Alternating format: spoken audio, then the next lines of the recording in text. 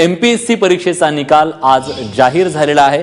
अनेकांची स्वप्न घेऊन येणारा हा निकाल खरं तर नाशिकचा भूषण अहिरे राज्यात अव्वल ठरलाय आणि साताऱ्याची पूनम पाटील ही राज्यात मुलींमध्ये पहिलेली आहे। एमपीएससीचा जो निकाल ज्याच्याकडे लाखो जे विद्यार्थी असतात त्यांचं लक्ष लागलेलं असतं, अनेकांच्या स्वप्नांची ही परीक्षा असते असं म्हटलं तर वावगं ठरणार नाही। आणि आज त्या परीक्षेचा निकाल लागलेला आहे आणि त्यात भूषण अहिरे जो नाशिकचा आहे तो राज्यात अव्वल आलेला आहे। साताऱ्याची पूनम पाटील राज्यात मुलींमध्ये पहिलेली आलेली आहे। माधवी देसाई आपले प्रतिनिधी आहेत आपल्यासोबत आहेत। माधवी, काय म्हणतोय एमपीएससीचा निकाल?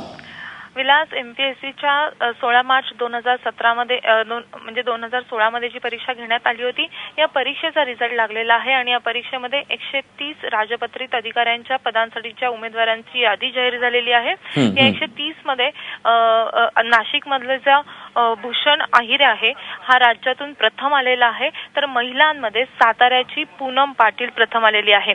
याशिवाय जे 130 यशस्वी असे विद्यार्थी आहेत त्यांचीही लिस्ट जाहीर झालेली आहे आणि या सगळ्या म्हणजे एकतर खूप प्रतीक्षा होती या निकालाची कायमच असते आणि भरघोस असं यश या परीक्षेत विद्यार्थ्यांना मिळालेलं आहे। विलास।